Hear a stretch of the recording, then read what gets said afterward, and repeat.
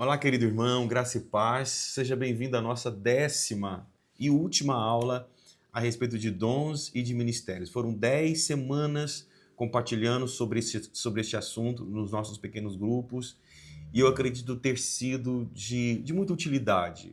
Falar sobre esse assunto é como colocar um espelho, né? Um espelho espiritual diante da nossa face para conseguirmos nos enxergar um pouco mais. Eu espero que você tenha descoberto dons que pensava não ter e espero que você tenha também entendido alguns dons que tenha despertado no seu coração o desejo de buscá-los, né?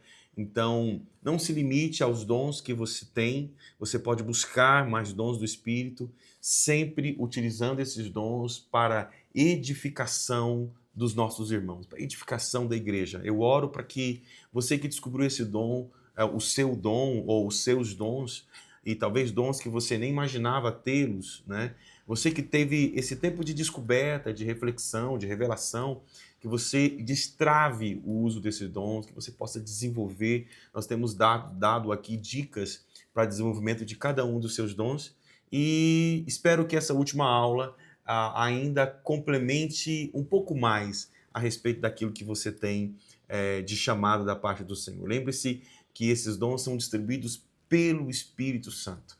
Não é? É Ele quem organiza a igreja, é Ele quem organiza em que área cada um de nós vai estar atuando. Mas lembre-se, tenha um coração sempre disposto a servir na área que for necessária.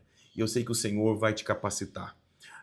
Nós vamos trabalhar 3 dons essa semana, como de costume, e o primeiro deles é um dom muito precioso, descrito em uma das principais listas de dons da Bíblia, de 1 Coríntios capítulo 12, que é o dom da palavra de sabedoria. Este dom é uma capacitação que o Espírito Santo nos dá para podermos usar o nosso conhecimento, não é, nas situações específicas, aplicar conhecimento em situações específicas.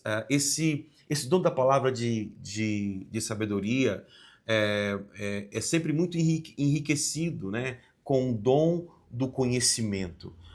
Mas se difere do dom do conhecimento porque ele se trata exatamente da aplicação. É um dom que transita, na verdade, né, com muita excelência entre as palavras e o silêncio, né? Entre as respostas e as perguntas. Então, o dom da palavra de sabedoria é aquele dom que vai te ensinar a se portar com palavras ou sem elas, né? Com perguntas ou com respostas. Uma vez chegaram até Jesus perguntando a respeito de qual autoridade, né? Com qual autoridade ele ensinava e fazia tais milagres. E em um episódio muito claro, onde Jesus está usando, né, esse dom da palavra de sabedoria, ao invés dele responder, não é, àqueles que o questionavam a respeito de sua autoridade, ele faz uma pergunta e ele diz: olha, eu vou responder essa pergunta se vocês me responderem sobre João Batista.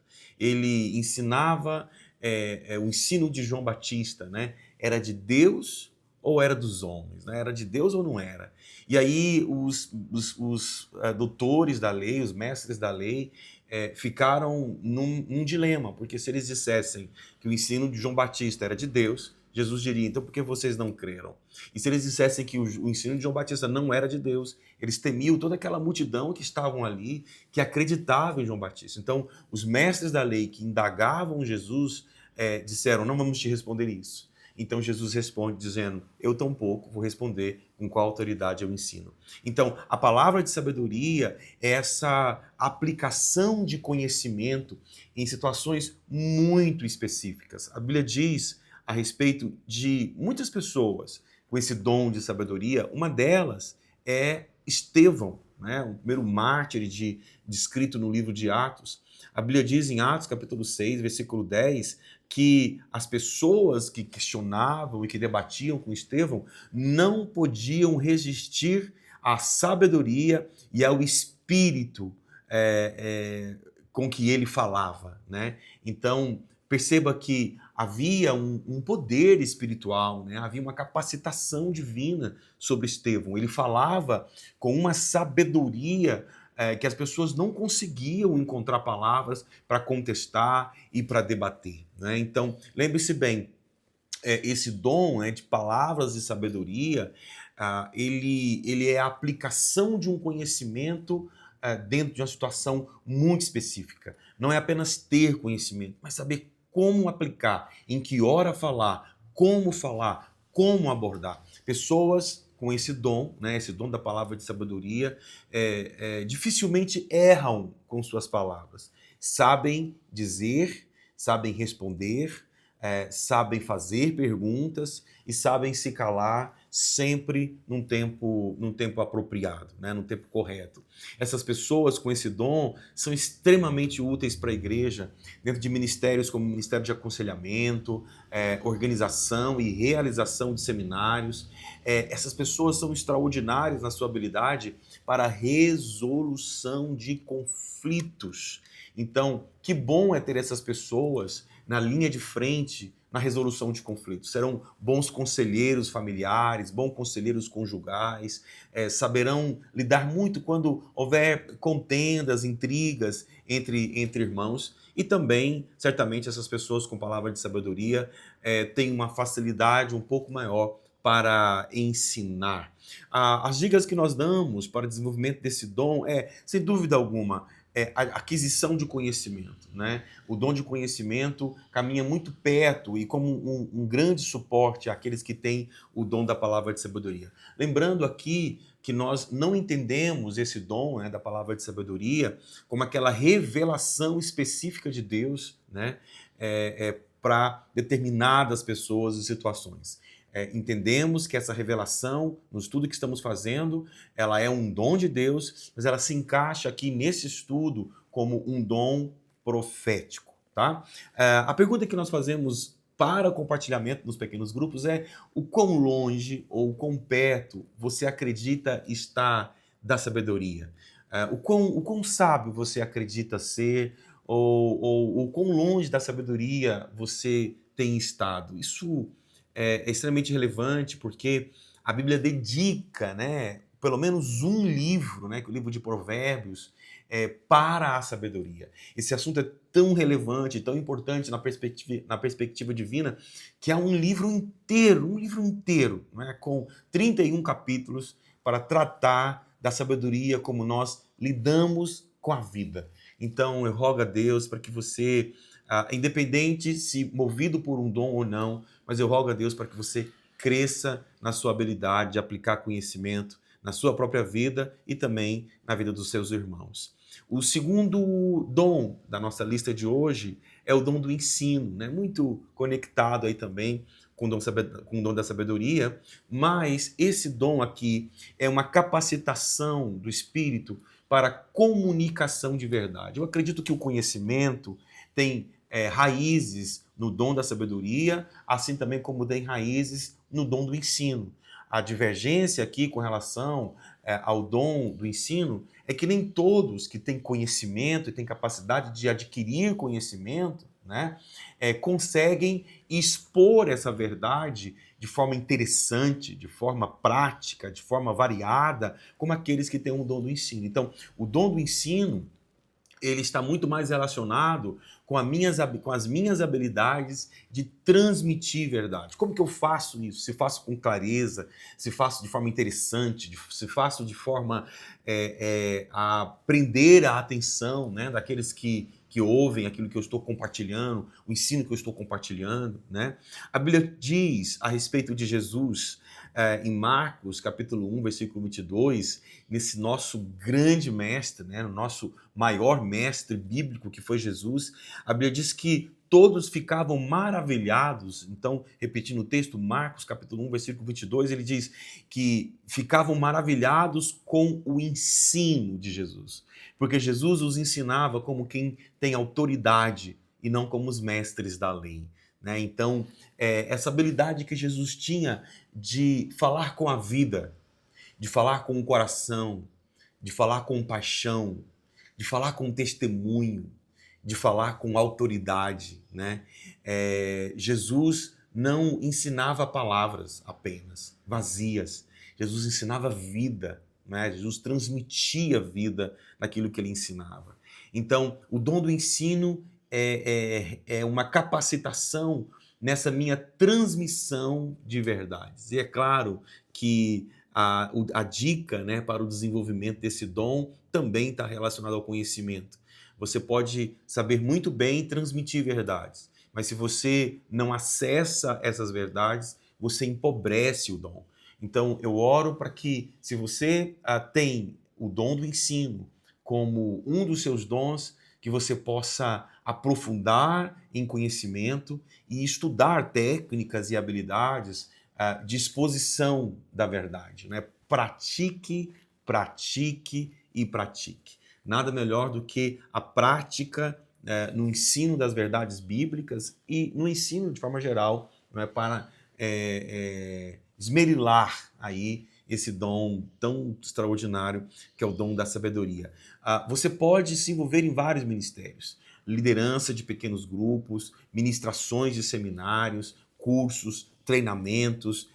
Fale com seu pastor, né, com seus líderes, pastores de área, líderes de células, que o dom do ensino apareceu na sua lista de dons e que você gostaria então de ter essa oportunidade de desenvolver esse dom. Você pode desenvolver esse dom de forma muito potencializada através dos pequenos grupos. Aliás, em algumas pesquisas, são as pessoas com o dom de ensino que mais multiplicam células. Então você está no lugar certo. Eu oro para que você cresça em nome de Jesus. Uma pergunta para a gente poder compartilhar e conversar um pouco aí no nosso pequeno grupo para você pensar nos professores, nos educadores, nos pastores que você já teve, seja dentro da igreja, seja no âmbito de faculdade, de escola, não é? Quem você pode mencionar que você acredita ter o dom do ensino. E por que você acredita ter? Então lembre-se de um professor da sua faculdade, lembre-se de alguém da igreja, lembre-se de um professor de seminário, enfim, alguém que tenha te ensinado algo e que você, de fato, guarda no seu coração, guarda na sua memória como a uma pessoa com habilidade muito interessante, né? Muito relevante, em compartilhar verdades. Compartilha com seus irmãos, diga nomes e fala o porquê que você acredita que essa pessoa tem um dom do ensino. E se você ainda tem relacionamento com essa pessoa, conhece essa pessoa, diga para ele, fala, olha, eu reconheço um dom do ensino na sua vida, acho isso também muito importante. O nosso terceiro e último dom, não apenas essa lista, mas de toda essa série de palavras, é um dom implícito na Bíblia, que é o dom da disposição para sofrimento. Nós vemos, tanto na igreja primitiva, né, no livro de Atos, quanto em muitas igrejas ou em muitos países, né, onde os cristãos são perseguidos, como essas pessoas têm uma capacitação do espírito, não é, para se manter alegre e com fé, mesmo diante de um sofrimento. Esse é um dom implícito na Bíblia, né, que nós estamos considerando dentro dessa nossa lista de transmissão, ou dentro dessa nossa lista, né, de ensino a respeito dos dons. É importante você entender que a disposição para o sofrimento, esse dom fala sobre suportar sofrimento e mesmo assim continuar com uma atitude de vitória, né? Esse é um dom que você pode buscar, né? Que todos nós podemos buscar. Uma capacidade de suportar sofrimento e continuar com uma atitude de vitória. Há um texto em 1 Pedro, capítulo 2, versículo 20, que diz assim, pois que vantagem há em suportar açoites recebidos por terem pecado? Mas, se vocês suportam o sofrimento por terem feito o bem, isso é louvável diante de Deus. Então, essa é uma recomendação bíblica. Suportar o sofrimento, mesmo estando fazendo o bem. Eu quero voltar aqui na história de Estevão, não é? que quando ele está sendo apedrejado, a Bíblia diz que ele cai de joelhos, isso está em Atos capítulo 7, versículo 59 e versículo 60, e ele faz uma oração, ele diz: Senhor, não os consideres culpados deste pecado. Ele faz a mesma oração de Jesus, né? Então, uma oração muito semelhante a que Jesus fez.